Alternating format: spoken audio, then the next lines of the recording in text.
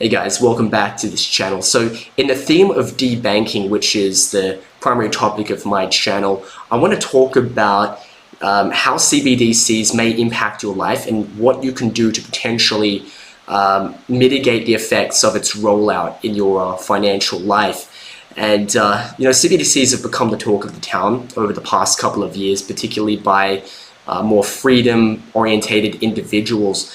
But I think to make the impact of this video more strongly felt, I want to first explain what CBDCs are, how they operate, why I think they're actually going to be very bad, and lastly, what we can do to help you prevent these negative effects from impacting you too much. But I need to explain what CBDCs are because I don't think it's a very well understood topic. And for some reason, I feel like it's got this kind of political edge to it, where if you think that CBDCs are bad, maybe people will think that, well, you're kind of, I don't know, maybe a little bit strange or a conspiracy theorist nut or something like that. So I need to explain what CBDCs are first, and I'm going to do that by I need to explain what cryptocurrency is at its core. Well, starting with Bitcoin. So Bitcoin was the rollout of the first digital currency. Now I understand if you read Satoshi's white paper, there were ones that came before that. One is Adam Back's Hashcash, but they were all prototypes. They were concepts. They weren't actually something that penetrated into the mainstream. Bitcoin was the first digital currency that had a major impact on even just the very concept of digital currency. Prior to that, it'd just been a concept, but now it's become a mainstream thing. But there's a reason why we refer to Bitcoin as cryptocurrency and not digital currency, even though it still is a digital currency. The reason why is because Bitcoin satisfies something called the blockchain trilemma, which is, number one is decentralization, number two is security, and the third is scalability. And out of all the cryptocurrencies that have come after it, Bitcoin is the only true cryptocurrency, whereas everything else could be thought of as a digital currency. And the reason why is that Bitcoin satisfies all three of these things, whereas every altcoin, every digital currency that comes after that can only satisfy two. And the one that it lacks the most in is decentralization. So I want to give a good example.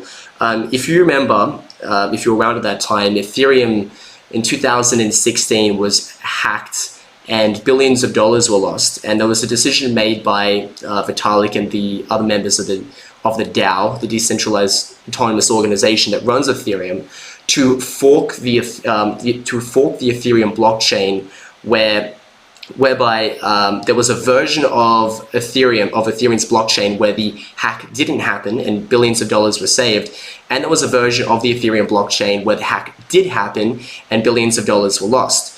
So the people that were more hardcore about the ideals of retaining decentralization decided that the hack was a fair and square thing that happened, and it shouldn't be allowed to be undone, because if we make the decision to undo this by forking the blockchain, then we're making a decision about the fact that Ethereum as a whole can have the capacity to roll back transactions, and that makes it essentially a centralized blockchain, right? Where a few people can come together and decide, you know what, we don't like that transaction, we can just undo it, which goes against the principles of what a cryptocurrency was supposed to be. It's supposed to be immutable. Once funds are sent, it can't be undone.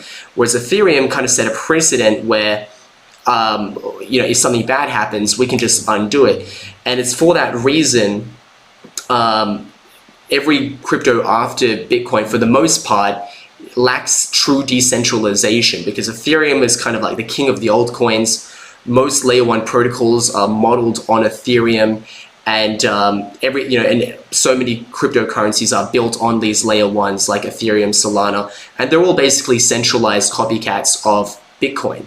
And this is a major argument for Bitcoin maximalization. Although I have some problems with Bitcoin maxis, they're 100% right that Bitcoin is really the only one that solves this trilemma. So when it comes to CBDCs are a digital currency that bases its technology on blockchain.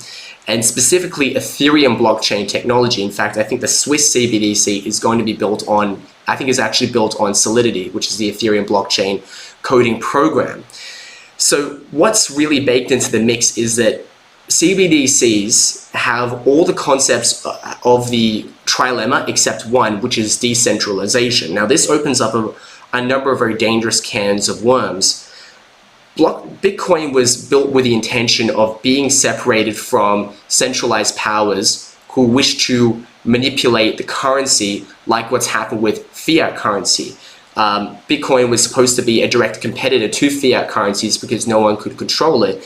Instead, what the central powers and central banks have done is they've taken the concept of digital currency and bastardized it. So instead of it being decentralized, it can be even more centralized than fiat currencies already are. So the problem that they have with fiat currencies right now that they're trying to solve with central bank digital currencies is that it's all the problems that Bitcoin was trying to fix minus the decentralization part. So the settlement layer of bank transactions, that costs money, it costs time. If I send money to your bank account, right, if I send you $1,000, you might see it instantly appear in your TransferWise account or your Revolut account or your bank account. But the reality is that those are just numbers moving on the screen. The actual money, which is going on beneath the surface, that takes time to transfer, right? So only 9 to 5 can those those funds actually be transferred, and it doesn't happen on the weekend. So it's actually inconvenient. You know, the settlement layer, but beneath what's going on underneath the surface, that takes time and it takes money, and actually it's quite costly. You know, if you think about Visa transactions, that costs like, I think 1 to 2%, which is crazy if you compare it to cryptocurrency. Well, yeah, it's inconvenient. I think the average cost for international bank transfer payments is 6%. You know, like a SWIFT transfer payment, I think is around 6%, which is crazy, right? So sending money is costly, and it's also there's a limit to the scale because of just everything is kind of done in a manual way. And as I mentioned, when I send funds to you, those funds aren't actually being sent to you directly. I'm giving a notice to my bank to send funds to their bank, which will be reflected to them. But when you've got digital currencies, I've got actual currency in my digital wallet. I can send it directly to the person that I'm sending it to. There's no settlement layer. It's just directly a peer-to-peer transaction. So that's something that digital currencies will come to solve. And to be fair, to be completely honest, I think this is generally an upgrade from the fiat system that we have. It is going to be cheaper. It is going to be more convenient. We can do international transactions more easily. There can be more scale. So what exactly is the problem with this? Well, as I mentioned, it's a bastardized version of Bitcoin, and it's going to be used, well, we'll just say it can be used for nefarious purposes. And if you think about the kinds of countries that are involved in in charge of rolling out CBDCs, you'll understand why there's a high chance of them being used for nefarious purposes, right? So as far as we know at this stage, the FedNow thing that America has, their version of the CBDC, it isn't necessarily being rolled out at this stage. I think they might do it in the future. Maybe it happens, maybe it won't happen. But actually what's interesting is, especially since this current situation with the petrodollar not being renewed in Saudi Arabia and a number of BRICS nations going into they're going into this CBDC program, I think it's called M-Bridge. You have to think the people that are going to be controlling CBDCs would be the likes of China, Russia, a number of Middle Eastern countries, and I wonder about whether or not they're actually going to be using it in a fair way. Now, you might be wondering, how might it not be used in a fair way? Well, Ethereum, which is basically what CBDCs are modeled after, is doing something. It has a very unique concept in the world of money, which is something called programmable money. So I can set conditions on Ethereum when I send it to somebody else and program it like a coder would program a piece of code. So it kind of takes on a life of its own. It has it automatically does certain things that I program it to do. So we can create something called a smart contract, which means I'm going to send this money to you, and if you accept it, if you sign this contract, the funds are going to do X, Y, and Z protocol that I've set into it. We're both going to agree on it, of course, right? It's going to be a contract, But if you agree on it, we can do all kinds of things with it, which can be really cool. It has a lot of very fantastic uses, and most of the altcoin cryptocurrency world is based on some kind of smart contract functionality, which allows all kinds of financial technology to open up, which is really amazing. But there's one particular one that a lot of people, I guess, again, the more freedom-oriented individuals are focused on.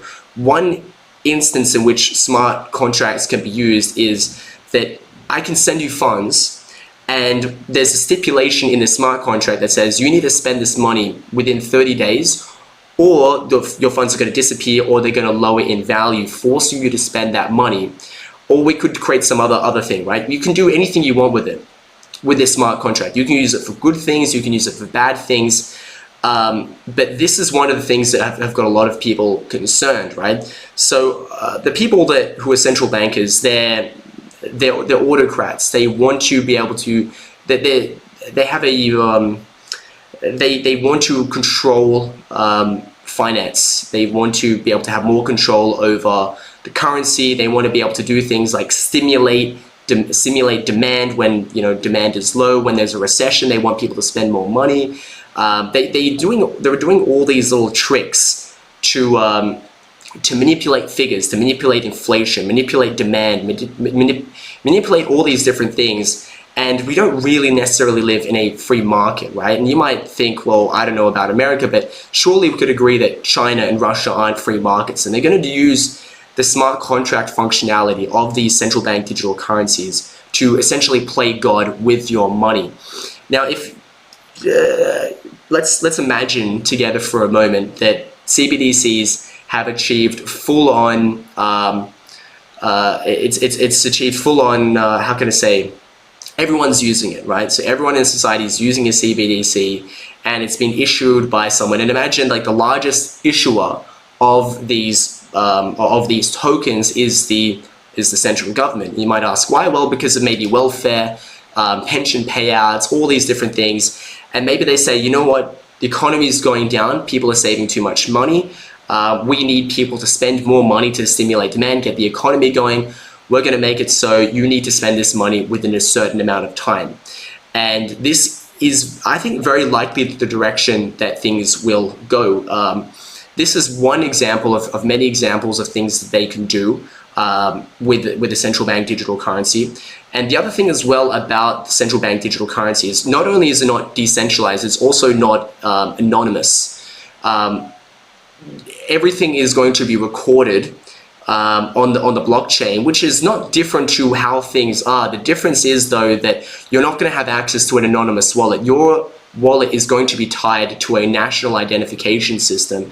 So for you to receive your funds, right, if you to have your digital currency wallet, your CBDC wallet, it's going to be more akin to you going to the bank and signing up with your details, your information. You're going to have to provide KYC things, you're going to provide AML things. It's not going to be like with cryptocurrency where you just go to like My Ether wallet or Bread wallet or something like that. You just make a wallet out of nothing, you can dispose of it, and it's completely anonymous. All these wallets are going to be tied to your actual real identity. So you can't make multiple wallets. You're going to have one wallet. It's going to be tied to your name. It might even be you might even be biometrically identified by your wallet.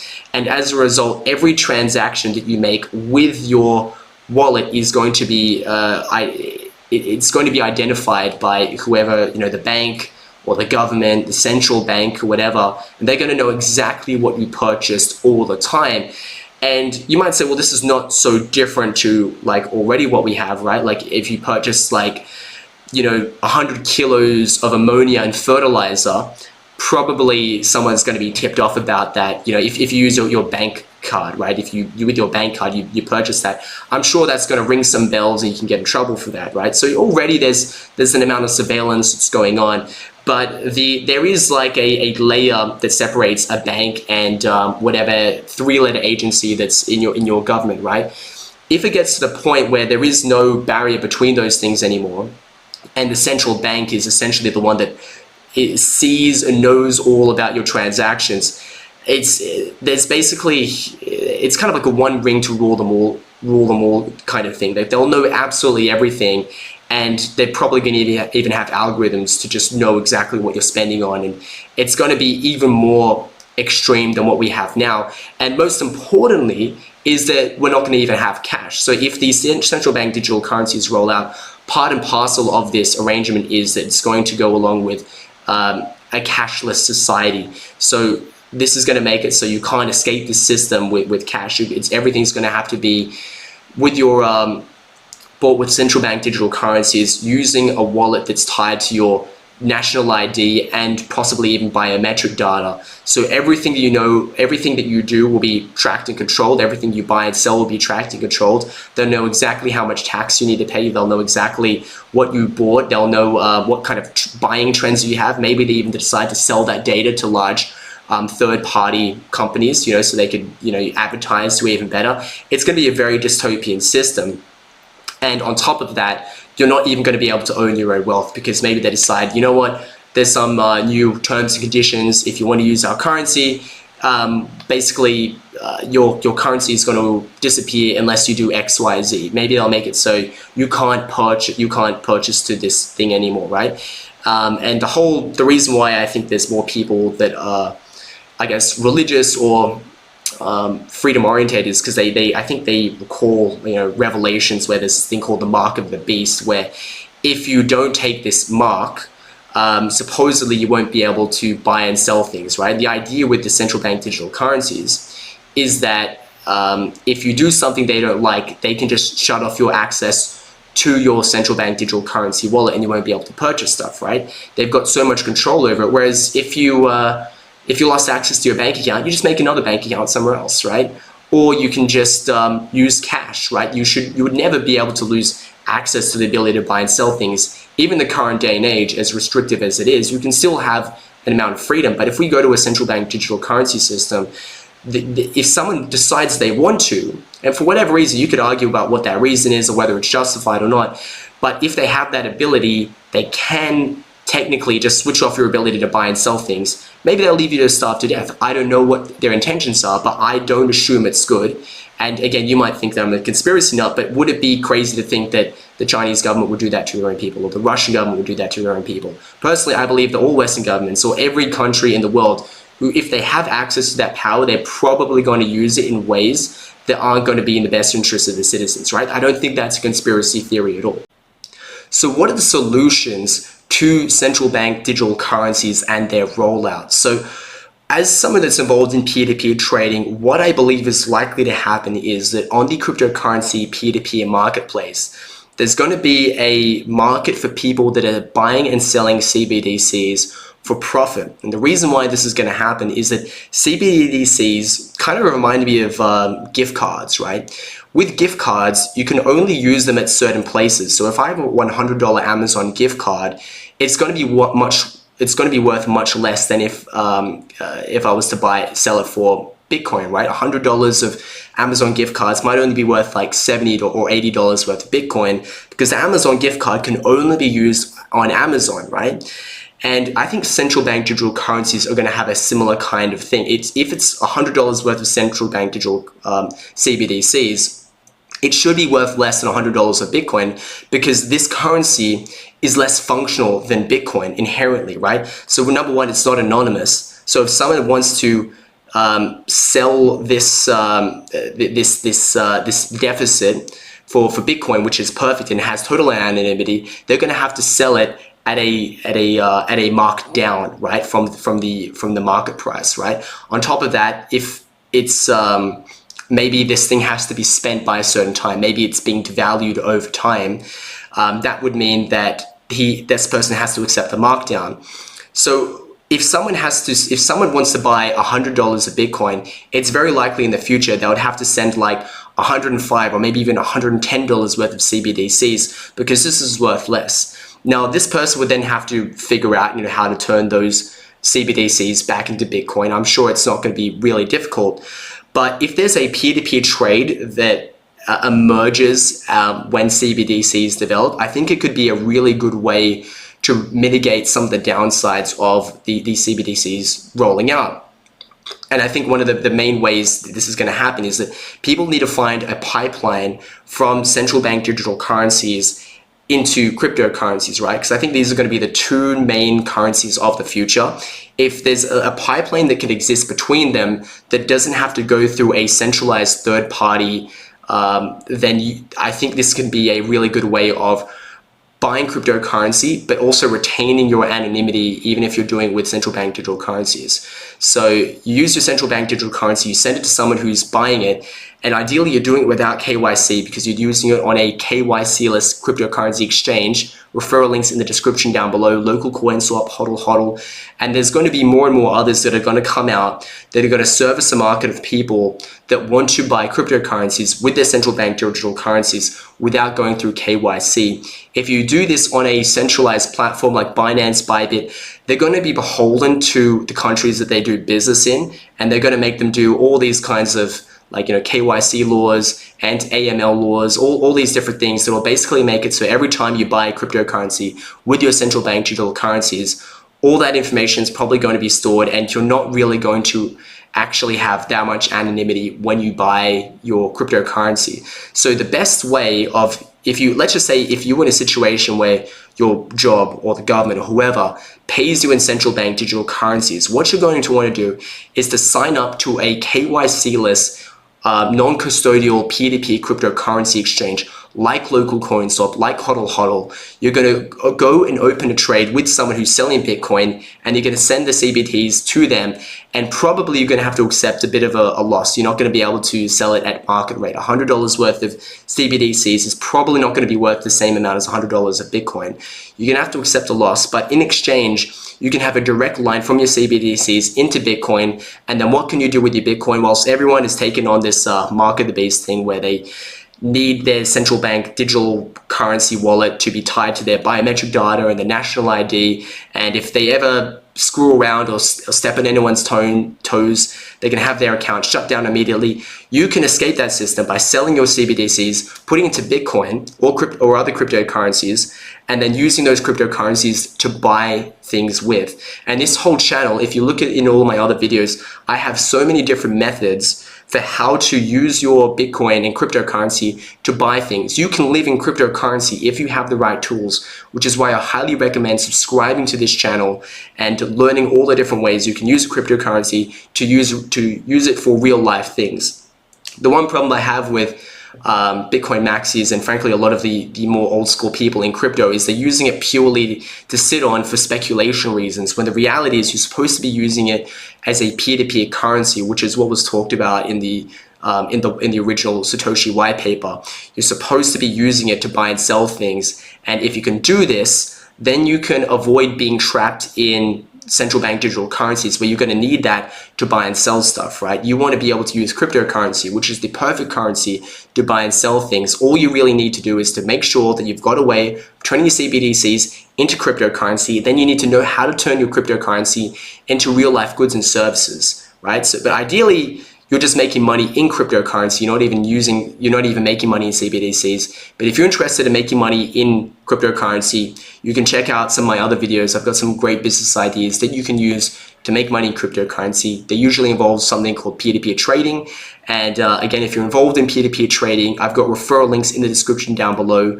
Local CoinSwap, HODL. These are great websites that don't require any KYC, but there are also other centralized exchanges for peer-to-peer that you can use. Bybit, Binance, OKX. I know I kind of threw a bit of shade at them just a moment before because I don't like the centralized aspect of them, but some of the utilities they do have are that they have low rates, which can be beneficial if you just want to get your foot in the door of peer-to-peer trading.